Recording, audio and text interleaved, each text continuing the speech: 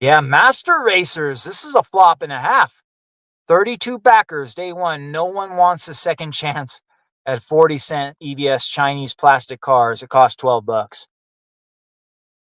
Fuck. Yeah, last time I saw that shit was like what, $4,000 on the Fund My Comic. That is the true health of Comicsgate right there.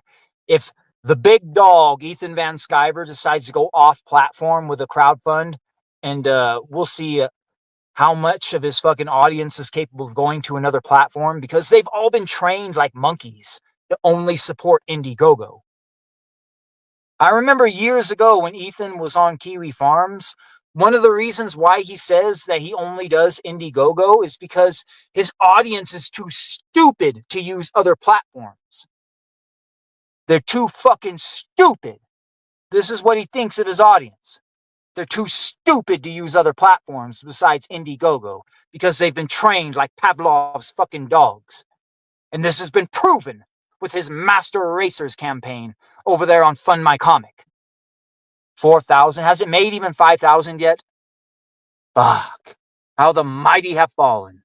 A man that used to make over $1 million can't even crack 5K now. And he likes to make fun of Eric July for having a drop off of money. Fuck. When it comes to a drop off of money, you got nothing. Nothing. Fucking Ethan. Yeah, just look at his campaigns from one to the next. And then you look at this Master Racers campaign. This is the true health of Ethan's business right here, this Master Racers campaign. No, you want to know what the true health of his campaign, of his business will be? When he finally releases his Heather Swain manga ripoff or whatever, Swain's World, The Diary of Heather Swain, whatever the fuck he's calling it. The one where he has Sven Stoffels on board drawing the fucking art. There's all sorts of real cringe panels floating around on Twitter with Sven Stoffels drawing the depictions of Tanya Harding and Nancy Kerrigan, that whole incident from the 90s. Unless you were born like in the 1980s and remember that fucking incident, that's going to go over the head of most people. But hey, that's okay because your average age of your average comic skater is 56 years old. They're all in their fucking 50s. Boomers, Boomergate. Yeah, your average comic skater will probably catch that reference when they see it. Sven Stoffels drawing a troonish looking Tanya Harding. For so many years, Ethan has denigrated manga and anime and the people who consume it. So much so that he has actually insinuated that anybody who likes manga or anime are actually pedophiles because of the way the females look. If you like anime or manga, then you're a pedophile. I'm being a bit hyperbolic, but this is, in fact, the way Ethan thinks of people who are fans of that stuff. This is reality. And now he plans on releasing some sort of faux manga, anime, whatever onto his fucking audience. We'll see how many people fucking buy this shit.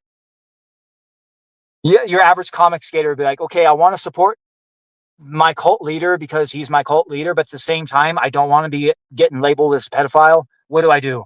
What's more important, supporting the cult leader or being labeled a pedophile? I gotta support the cult leader. It doesn't matter. Yeah, this is the same movement that propped up and championed Slick fucking Jimmy. Never forget that. I guarantee you, this Diary of Heather Swain, Swain's World, whatever the fuck you want to call it, it's probably going to make north of 25K. This should not make no more than $4,000. It should be a sub $4,000 campaign. But it's going to make probably on the north side of 25K. Just because of how fucking ingrained he's got his fucking cultists trained. Even though he's been talking shit for years about manga and anime, about how it's pedophilic, even then his audience will still support it, knowing that they can be labeled a pedophile. But the only thing that truly matters to these people, giving Dear Leader money. It's like some sort of weird, like a femdom cuck fetish. They like get off on giving Ethan money or something. Yes, give him money. And they beat off the Tom Tuttles of the world, the Jay Bama fans. You can't even really call those guys men. You really can't. Yeah, this is your average fucking comic skater. Full fucking real. Your average new CGer is so fucking neutered. They're such fucking eunuchs. They don't have the balls to call out Liam Gray striking channels unjustly. This is how fucked new CG is. Full fucking real. They're too scared. They're too cowardly. They're too cucked. Eunuchs. Not one of these fucking new CGers has called out Liam Gray for striking these channels. Not one. Yeah, this is the difference between the old guard versus the new guard. Way back in the day, we would have fucking called Liam out for this shit collectively, and his business would have suffered. I mean, anybody who's familiar with history knows that it happened. It's basically taboo to do that shit, strike channels and try to fuck with people like that. And he was basically railroaded out of the movement for a while for doing that shit. And the only thing that brought him back was Ethan giving that glowing review to Dino King, the biggest fucking farce of a fucking comic in the whole fucking movement. When it's finally revealed that Dino King wasn't drawn by Liam Gray, that the whole fucking thing is a house of cards built on a foundation of sand, it's all built upon a pack of lies. Liam didn't draw Dino King, I guarantee you. He paid some fucking studio out of Malaysia or the Philippines or some artist from South America on Fiverr. I guarantee you that's what fucking happened. All you have to do is challenge him. Draw one panel, not one page. Just take A4 style page, 300 DPI, split it into thirds, and draw one fucking panel using a mouse pad. Let's see it, bitch. It ain't gonna fucking happen. And if it does, he'll private the stream immediately afterwards. Same way he did last time. Yeah, what's going to happen when it's revealed that the greatest thing that ever came out of CG was all built upon a fucking pack of lies? Nobody's going to fucking care. This is how fucked it all is. Like I said, new CG is so fucking cowardly and weak, they don't have the balls to call out Liam for striking channels. Cocked! Full fucking real. I shit all you fucking faggots. Full fucking real. Yeah, Rob Hunter. Death Raider. $30,000. Flop. The guy was a CG king, too. CG fucking kings falling left and right. Jimmy Reyes, Rob Hunter, Liam Gray. It's only a matter of time till Mike Barron realizes what's what and fucking decides to sever ties. Yeah, Mike Barron had a comic on Kickstarter, Nexus. It made over $100,000. And Ethan Van Sciver actually had the audacity to come out and try to claim credit for that fucking comic. Like, bitch, you had passed an edict to all of Comicsgate to never support anything that came out of Kickstarter. All of that money that Mike Barron raised on his project, Nexus, none of that fucking money came from Comicsgate. Why Mike Barron still associates himself with Comicsgate is one of the biggest mysteries of this fucking universe to me. But hey, there are some people that like the Mike Barrons, Billy Tucci's, Graham Nolans of the world, no matter what they do, unless like some sort of a video comes out with them having sex with an underage girl or something like that, they will always be respected and their fucking comics will always sell, basically. No matter what they do, they'll always have an audience. But if I was Mike Barron, I would realize what the fuck's what and just sever ties with Comicsgate. Because all Comicsgate can do at this point is pull Mike Barron down and ruin his fucking career and legacy. Yeah, Rob Hunter's Death Raider made over $30,000. Been over 3 years, something like that. Didn't fucking release it. Basically blame the fucking backers. Like, hey, you guys didn't give me enough money. Like, you were supposed to give me enough money to live on, guys. That's the point of crowdfunding, right? You're supposed to give me enough money to live on. Like, no, bitch. The point of crowdfunding is to give you enough money to get the project done. Pay your artists, pay your editors, pay your letterers, your colorists, whatever the fuck needs to be paid. Printers, distribution, packaging, Gemini mailers, all of that fucking shit. Yeah, that's where the money should be spent. Not on your bills, your mortgage, or your fucking phone bill, your wife's dildos, or whatever the fuck you're buying. Stupid pieces of fucking shit. Fuck. $30,000 for one fucking comic. God damn, I could just imagine what I would do if I had $30,000. How many fucking comics I could fund. Fuck. They don't know business. They don't know simple business. They fucking don't. Yes, no wonder why Richard Embry was fucking 86 from the fucking movement. He actually releases comics in a timely manner. They actually make it to the hands of backers.